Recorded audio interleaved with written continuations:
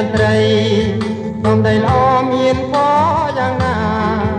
បងប្អូនរបស់យើងទាំងអស់គ្នាបងប្អូនរបស់យើងទាំងអស់គ្នាសាមគ្គីពីពេញដែនដីតែយើងត្រូវគង់វងត្រទ្រង់នៅជាតិកាសានរៀងរំលែងរួមរឹតជាបងប្អូនរៀងរំលែងរួមរឹតជាបងប្អូនមានល្អណាបាំងពលដល់ដួងចិត្តពេលក្តៅយើងត្រូវរត់រកលំឲ្យស្ងប់ត្រជាក់ចិត្តជានិញចង់ទៀងរាប់នឹងនួនស្រីមើលចុះសំពើទៅត្បូងឲ្យបានឃើញអូន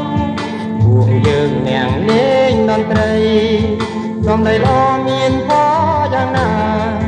កុំឲ្យបងទូចបងចេតនាយ៉ាងណាបានយាមខូចចិត្តវាស្នេហ៍នួនស្រីពេញទាំងដែនដីយើង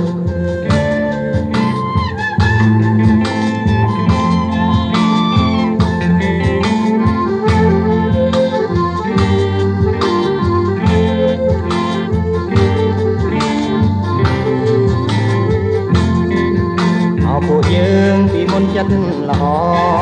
ចិត្តស្មោះសរមានសម្បូរជីចាយនិយាយឲ្យចំគ្មាននរណាគេមើលងាយយើងត្រូវសប្បាយលេងតន្ត្រីរំវងប៉ុន្តែដើរទៅលេងទីក្រុងសូមអរបងប្អូនទោះជានៅក្នុងមុំសូមអរបងប្អូនទោះជានៅក្នុងមុំ